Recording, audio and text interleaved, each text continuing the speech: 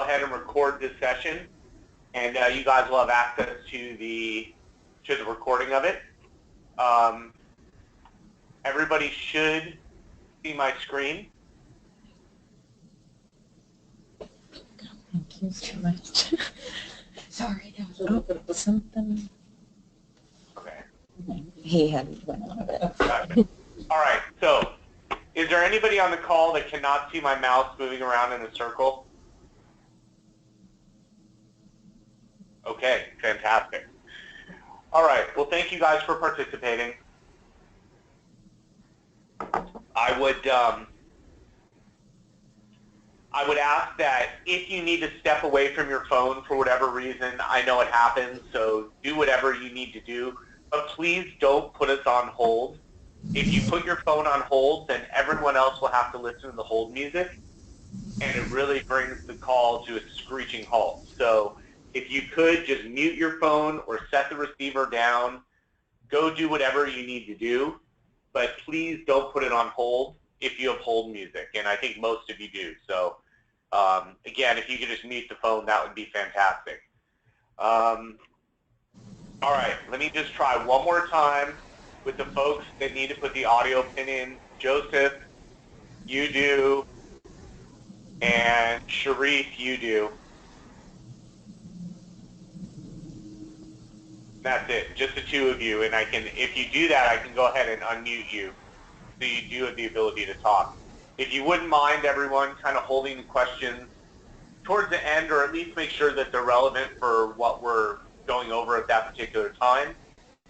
That being said, the things that we're going to go over today are entering and managing comps, and those are going to be internal and external comps, okay? As well as reporting, closed deal reporting, availability, comp reporting, market activity report.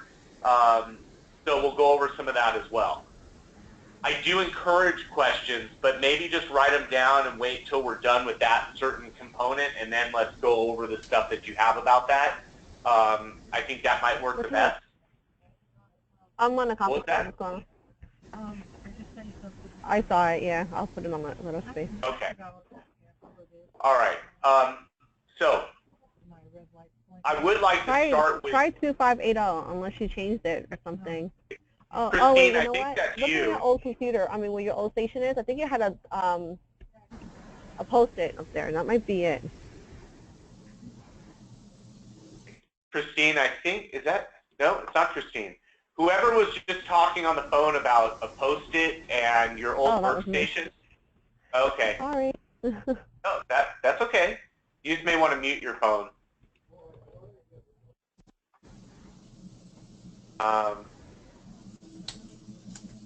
Give me one sec. I have a question from somebody. I did not get a pin. Sharif, I'm sending you the pin right now. I've sent it a bunch of times, so it should show up on your screen. I just sent it to you about 4 or 5 times.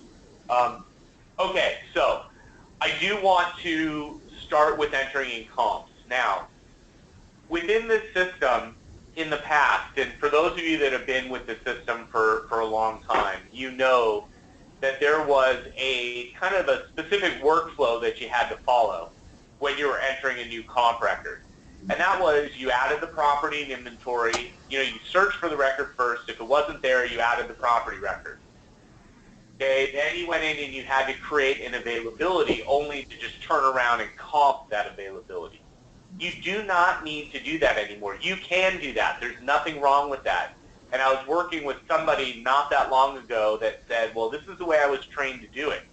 And the end result is exactly the same. But you can cut off multiple steps of that process by just creating the comp record right there. In this system, as all of you know or should know, you cannot have an availability or comp in here unless you have a property record that it's attached to. So in the past, you used to have to create the property record, then create the comp, and it would be attached. Now you could do it all in the same process. You still have to have the property record, but by creating the comp here, it gives you the opportunity to add the property record.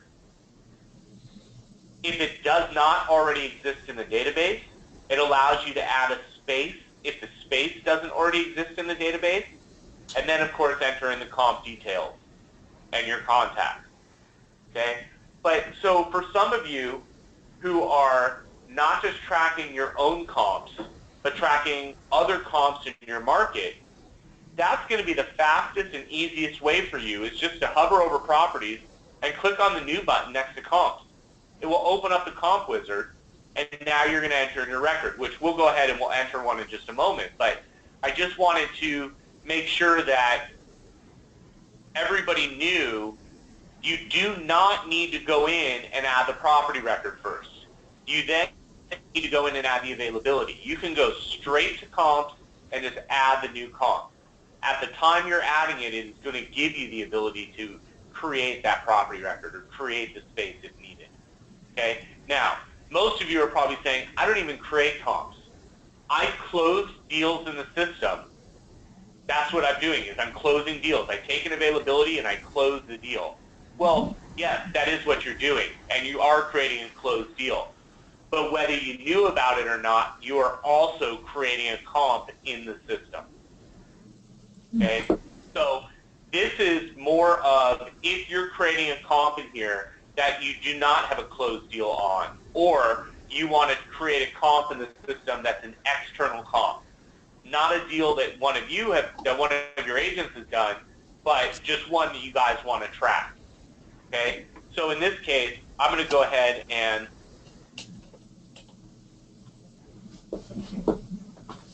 I'll just type in an address and see if it already exists in the database. And you can see the wheel there was spinning right there. It's not anymore. And here's a bunch of versions of that. So, okay, I know that this is the property record that I want. Now, if I did a look and I said, well, none of these are the one that I want, I'm going to create a brand new property right from here. Since I chose an existing record and I can look at the picture and say, yep, that's the one I want, I'm just going to save and continue. The next couple tabs that come up purely for the purpose of you making sure the data is accurate. No other reason other than that. If you know that the property data is accurate in the system, then you really don't need to do anything on this. As a matter of fact, you could jump all the way ahead if you want. I do think it's a good idea to step through the wizard and make sure that everything is filled out that you want filled out, and the stuff that is populated correctly. For those of you that have customized your forms, if you skip over it, you won't have visibility into the fields that are important to your company based on maybe a color coding that you chose or highlighting of the field or something of that nature. If you just skip over it, you won't know that those are the fields that need to be populated. That's why I do think it's a good idea to kind of step through it. But just so you guys understand, the property details tab, the name and location, those are there purely for you to scan it over and say, yep, it's a 10,000 square foot building, and here's all the characteristics of it. Everything is accurate the way it's supposed to be. And I'm just going to save and continue.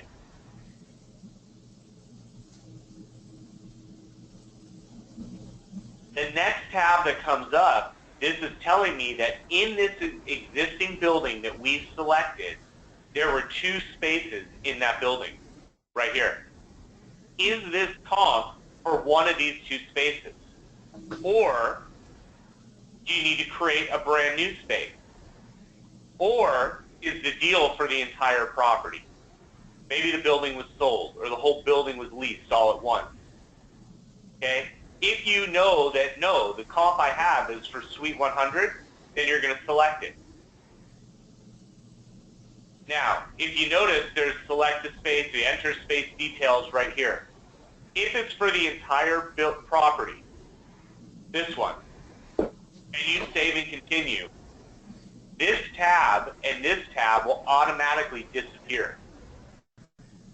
If the comp is for the entire building, you're not going to see any of the space tabs because they're not relevant for that. It's the entire building. Okay, so let's do that.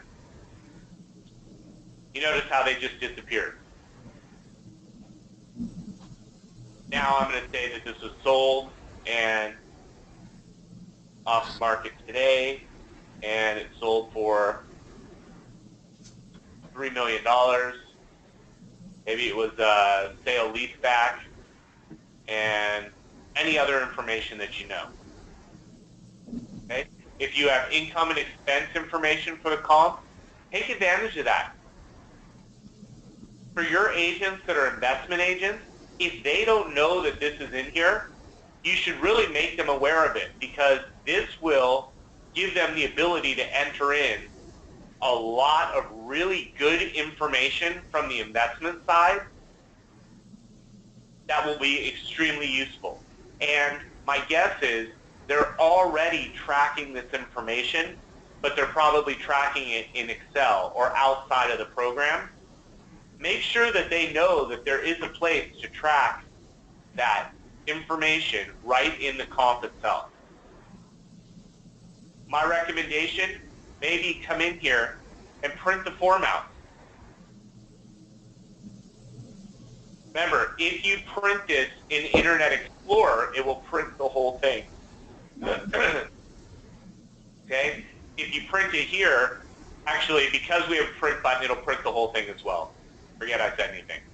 But I would encourage you to do a right click of your mouse and a print, or print right here and show this to your investment guys. I think they'll like it. And a lot of this does calculations on its own. And you guys have the ability to customize all of these pull downs. We put some default values in here, but you guys have the ability to change these to whatever you want. Okay? So make sure that your investment guys know that this is here. I think they may want to take advantage of it. Okay? All right. As you're going through, you're then going to enter in your contacts,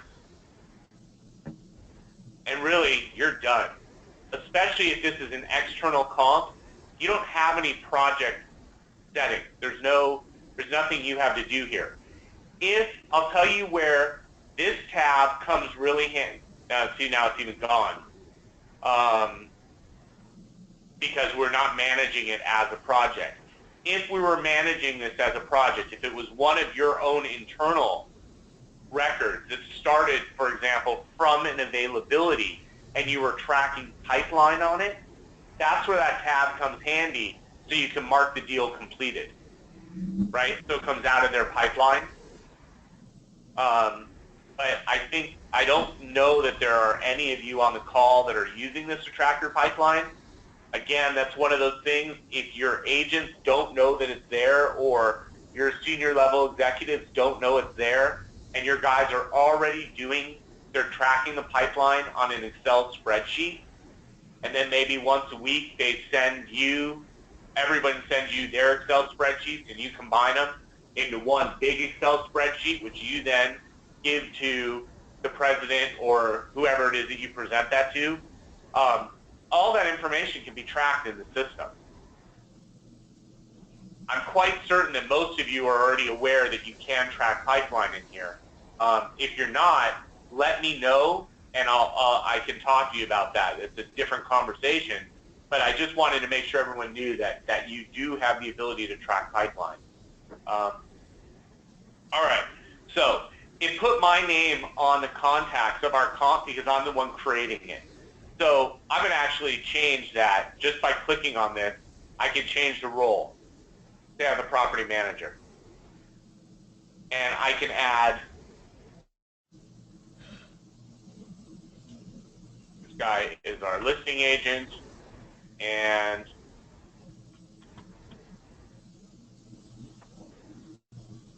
here's our procuring agent. Maybe this is an outside comp, but I know this information. I'm going to put it in. when you're creating comps, one of the things that I want to encourage you guys to do, because you have the ability to track anybody at all who's involved in the deal, you can track in here. All of you have the ability, or most of you anyways, have the ability to change the roles that you see here, to add whatever you want. So if you want architect, attorney, contractor, space planner, environmental consultant, you have the ability to add that. My thought is, especially for your internal comp, your comp is a historic snapshot in time.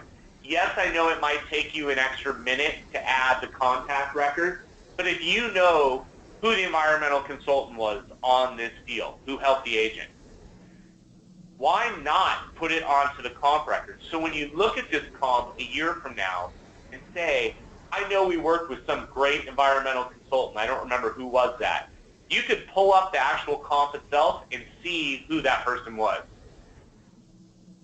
You could see who the architect was. You could see who the accountant was, or the contractor, or whoever it is. You have the ability, if you're tracking that, to go back, and that is all of your historical information. You're not looking in one place to find out the environmental consultant, and then looking somewhere else to find out what the lease rate was, or the sale price. You have one place to go to find out all of that information. And again, if you want to add people and the role is not there, add it. Go into the pull downs and add that specific role. If you need help with that, let me know. But that's something that all of you have the ability to do. Okay? I'm going to save and continue. And now we're going to go to permission. I would say that probably more often than not, you will not need to do anything with the permissions. You can hit finish after the contacts tab. Is where you will need to alter the permissions when you have a deal that your agent does and they have a CA agreement on it. There's a confidentiality agreement. That's where you may want to go in and manipulate the permission. If there is a certain deal that an agent says, maybe they don't have a CA agreement, but they don't want everyone else in the company to know about it, that's when you are going to manipulate the permission. If you are tracking outside comps, I would think that most of the time those are going to be public, but we have some of our clients that track outside comps, but they don't. They only share them with the people that are contributing. They only have so many people that are pulling outside comps and providing that data. They don't want to give everyone else who's not helping the process, they don't want to give them the benefit of having access to all those comps when they're not doing anything to help populate the database, in which case they make them private. But again, that's 100% up to you to decide. More often than not, you will be on the contacts tab and just hit finish, and you're good to go. And here's our sale comp. I know it's a sold office property. We did the whole building. And sold for $3 million. Sale lease back. Okay. Are there any questions about anything that we just did there? No? Okay. All right. I'm going to edit this because if you go in and lots of times, if you have a comp, maybe your agent doesn't give you all the information all at once. And I know this is really, your agents always give you all the information up front, so it really doesn't happen. But for the rare instance where maybe they don't give you everything, and sorry, I'm being a little sarcastic, but they don't give you everything, they give you enough to create the record, but not all the information that's needed to make it a good comp. If you end up getting that information, you're going to edit the comp. And the edit link is in the colored ribbon at the top, always. If I click on edit, it takes me back to the comp details. From here, though, I can jump in between any of these different tabs that I want.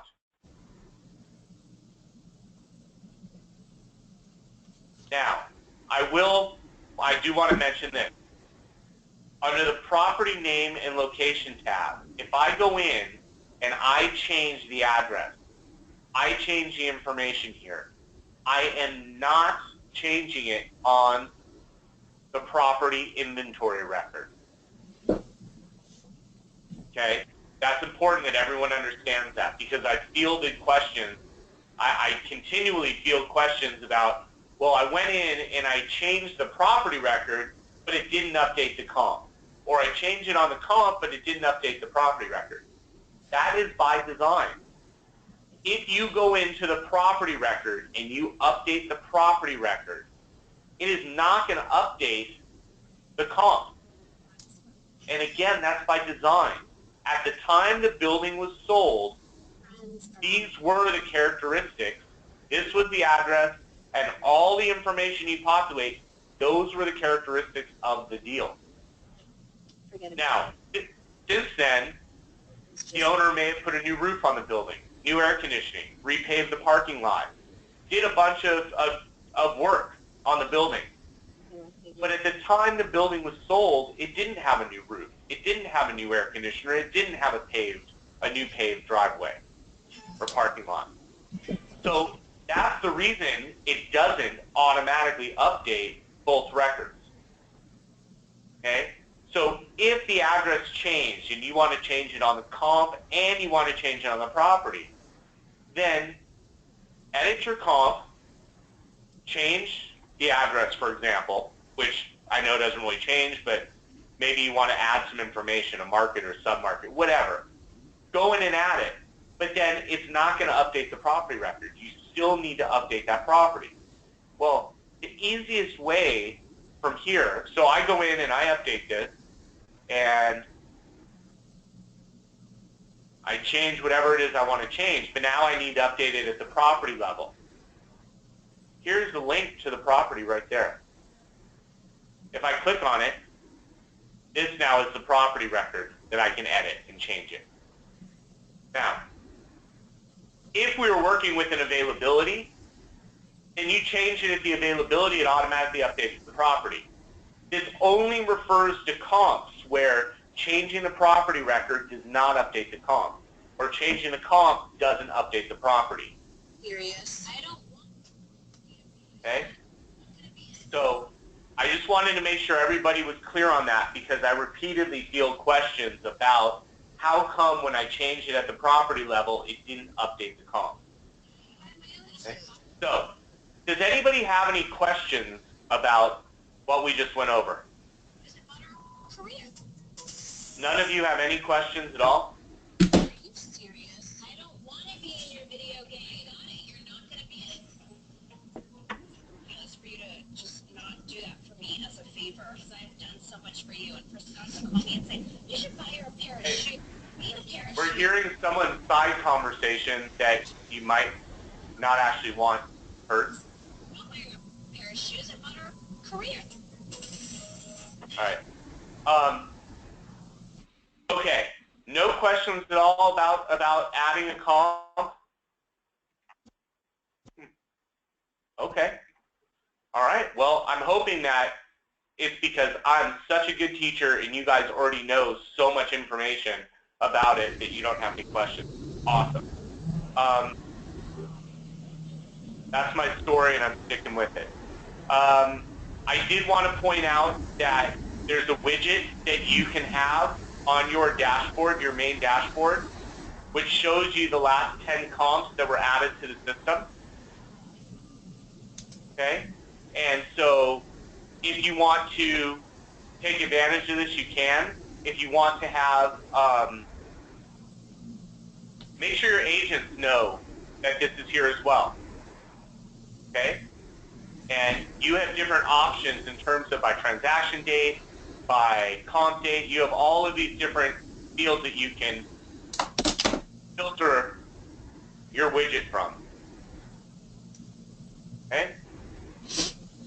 All right. Let's talk about reporting. If there are no questions about the comps, okay. Last call for a comp question. Nothing? Interesting. Okay, great. All right, let's talk about reporting.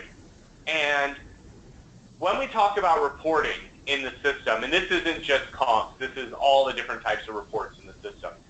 There are really two main types of reports that you can run in here. And most of you are probably already familiar with it, but for those of you that aren't, the two types of reports that you can run are list reports and widget reports. When we talk about widget reports, things like your CTS web reports, where you can come in and you can run them, you run them off of a widget. Okay? Same thing with the receivable reports. If I wanted open balances and aging, I'm going to run it right off of the widget. Whereas the list reports are going to be things where you come in, you do a search, so I want all my industrial availabilities for lease that are in 92101 zip code. Let's see what comes back. I don't know if anything will or not, but let's see. Okay, 4 records, perfect.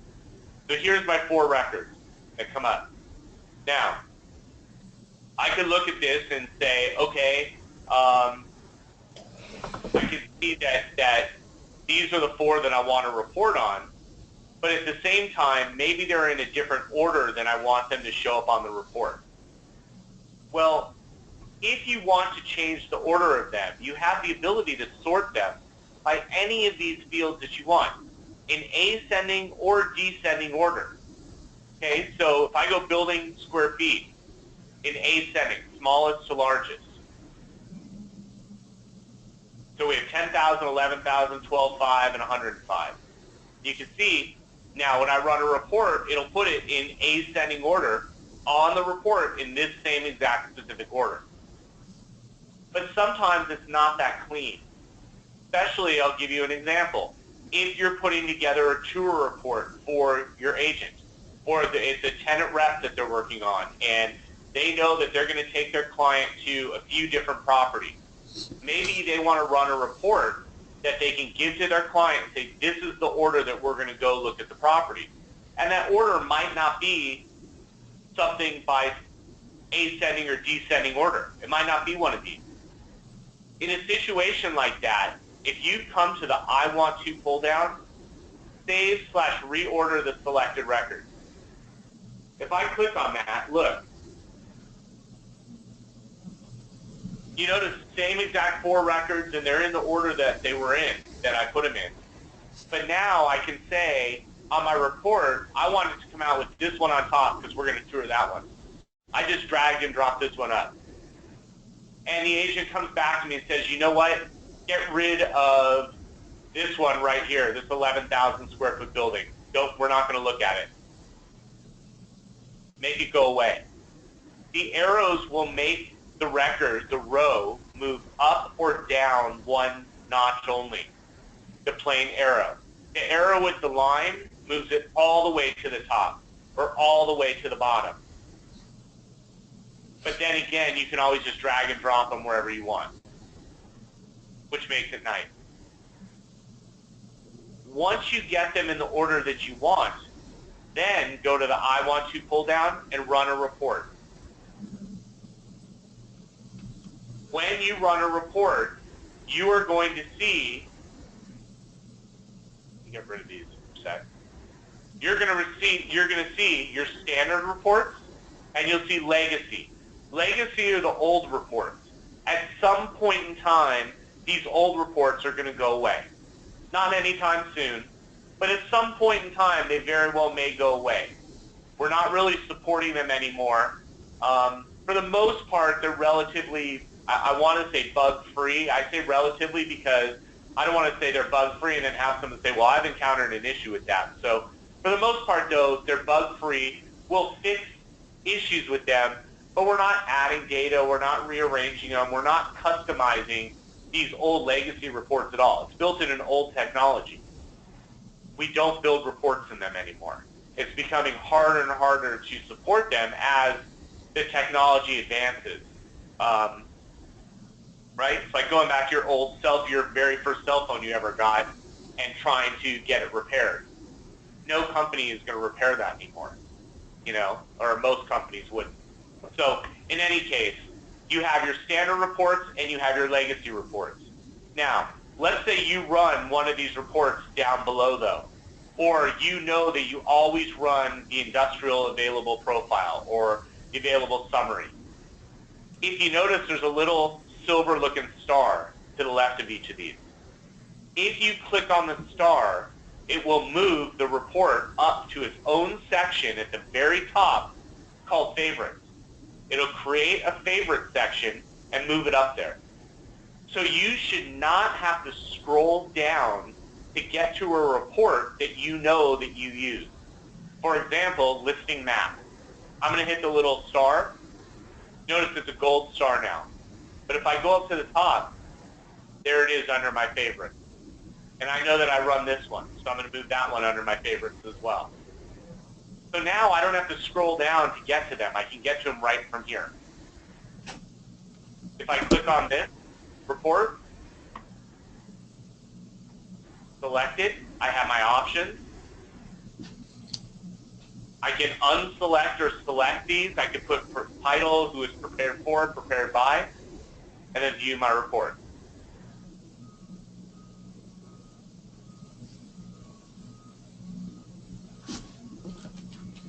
And there it is. Okay. Any of these list reports and also the widget reports as well. Any of the reports that you run that have a header, and all of our new reports are going to have this. Okay. But any of the reports that have a header, you have the ability to put it into a PDF document. You can put it into Word or Excel. I'm going to say PDF. See, I don't think I chose it. There we go. That time I chose it. And there's my report. Pretty easy. I will tell you that we had some formatting issues, or we have some formatting issues when you put it into Excel. Okay? And there it is. And you can see some of these are a little bit cut off down here. You could arrange it, and if you needed to, you absolutely could put it into Excel if you wanted to highlight some stuff for your agent or change some stuff around, you know, whatever. You could, it's just an Excel.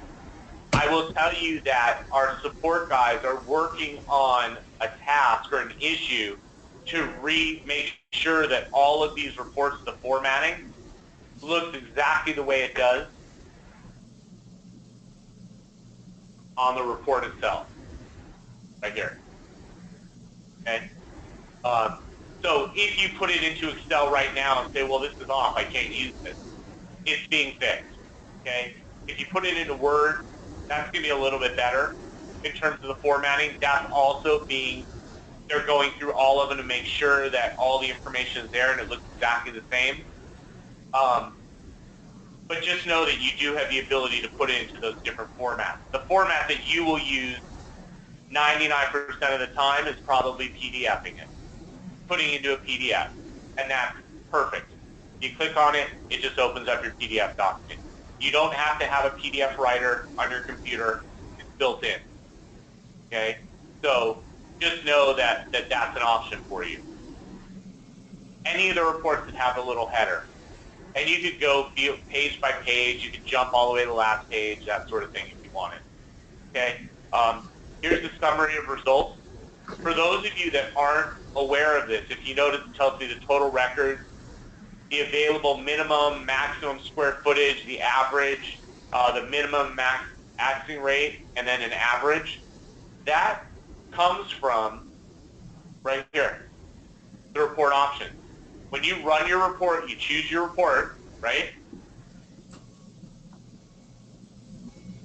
And here are your options. If you want the summary of report results, just select it and it will show up.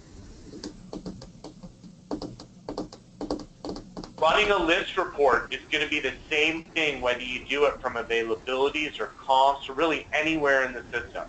If I go to comps, let's say I want all my sale, my industrial sale comps that are larger than 10,000 square feet. Okay, there's 408 of them. I don't want all 408. I do know that I want this one, and this one. Select the records you want. From the I want to pull down, report on all 4 selected records. Meaning, if I don't select any of them, it'll report on all of them up to 250. Okay? Remember that, up to 250. If I just want the ones I selected, select the records I want, and then just report on those ones.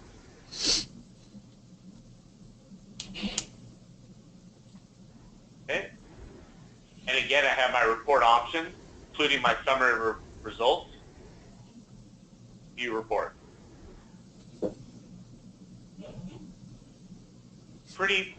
I like to think it's straightforward, but for people who are unfamiliar with it, not so much. Again, you have all of the different options. PDF it, do whatever. Put it into Word, put it into Excel. There's your comp report.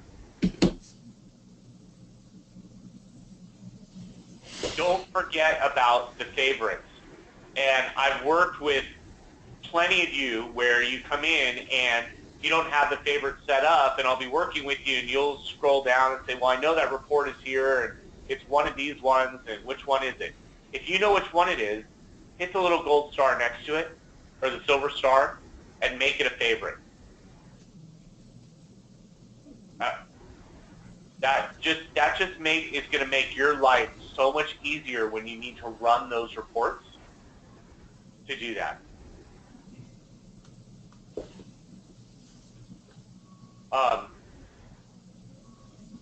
And question came up about the Excel formatting. Just because there are higher priority items on the list, that's the only reason. Okay, so are there any questions about running reports, these list reports? We are in the process of building some new reports. For those of you, well, all of you are part of Lee & Associates, but for those of you that want to take advantage of it, Trey Fricky out of the Dallas office, he's building a bunch of new reports. He has been nice enough to allow any of the other offices that want them to have them. There is a minimal cost to having them added to your system, and that's just because it takes our guys time to do it. But you don't have to pay for any of the development, and I'm only telling you that because there's another set of reports that he's in the process of building that you guys might want to take advantage of. For the first set of the 4 comp reports and the 2 availability reports that he shared with everyone, my expectation after we get off this call, I'm going to go in and I'm going to test it. My expectation is they will be, for those of you participating in them, in getting them, that they'll be live on your site tomorrow morning when you come in. That's the expectation. You'll be notified as soon as I get word that they were uploaded. I will make sure that all of you are aware of it.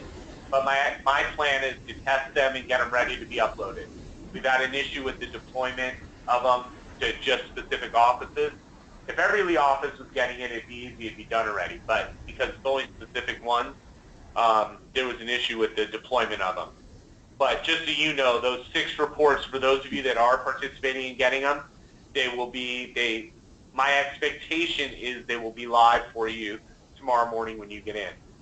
But Trey is putting together another set of reports that he's going to be building. And my guess is he's going to be willing to share those with everybody. Again, all of you will be notified if you want them. You let me know, and otherwise, you certainly don't have to have them. All right, let's go back and talk about widget reports. Okay, and again, any questions at all about the list reports, running a report? If your agents don't know that those reports are there, I encourage you to print one of each of them and give them to them. Not the legacy reports, but the newer reports. the ones that have all the report options, the ones that are graphically look better. Make sure that they know that that those are in the system. My guess is a lot of your agents aren't aware that they even exist, and they very well may want to take advantage of them. So I encourage you, I can't encourage you enough to make sure that they know that they're there. All right, let's talk about the widget reports. When you're running a report from a widget, for example, from the CTS web reports, this is the most frequently used widget reporting that you probably will have, and that is the web reports. This is off of your closed deals. So whether you're running on lease expiration or commissions or deal activity, you have the ability to do them right from here. So, and we've added some new reports to this. So make sure that you're familiar with everything that's here. Like for example, the broker pay sheet. If I want this report, I'm going to click on it. Now it tells me it's not available at the corporate level. I'm going to go to all brokers because I know it's available there.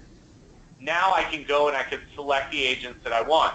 If I want all of them, just leave it blank. Don't select anything. I'm just going to hit submit. And here is broker pay sheet. And if you notice, this shows all of the different commissions they've earned and the deals and their split percentage for each of these. Any net deductions will come out. Any other account transactions, if you're using the account transactions to manage your draws, or you know, I don't know, if you're billing your broker back for marketing and you want to pull that off the top, or you know, or a net deduction, it's going to track all of that. So this is something you can give to your agent when you cut them a check, or you can give to your agent, you know, however often you would like, you could give it to them, but it's going to give them a breakdown of everything they've earned from a specific time period that you designate. The agents will have the ability to run this report for themselves. Now, most of your agents aren't logging into the system, but if they did, they could run their own broker pay sheet. They couldn't run it for anybody but themselves, but they could run it for themselves. If I go to a commissions report, this paid summary, this is also one that's relatively new. A lot of you might not know that that's available. The commissions paid summary is another good report that you may want to run for your president or your, you know, whoever it is. This is going to give you, from their location, the different agents, just their growth, their net adjustments, and net to the firm. It's a simple, real down and dirty report. Just gives you the basic information. But a lot of our clients like this information that's here.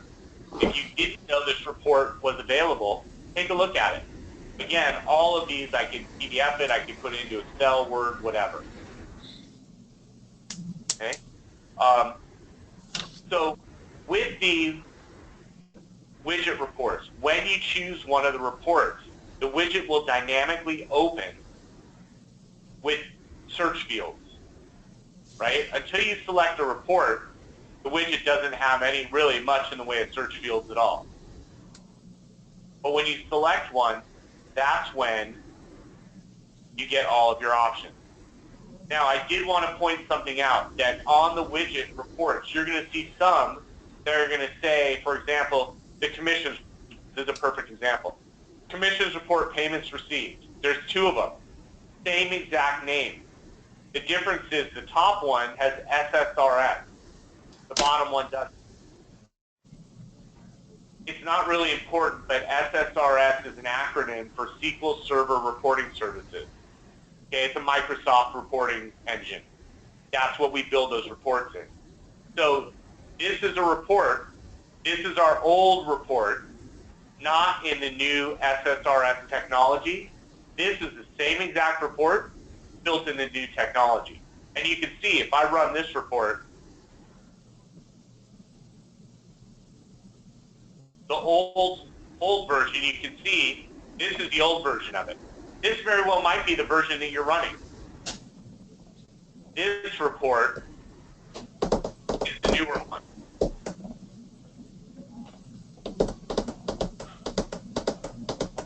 Just like the production summary report, your agents, if they were logging in, they could run this report for themselves only.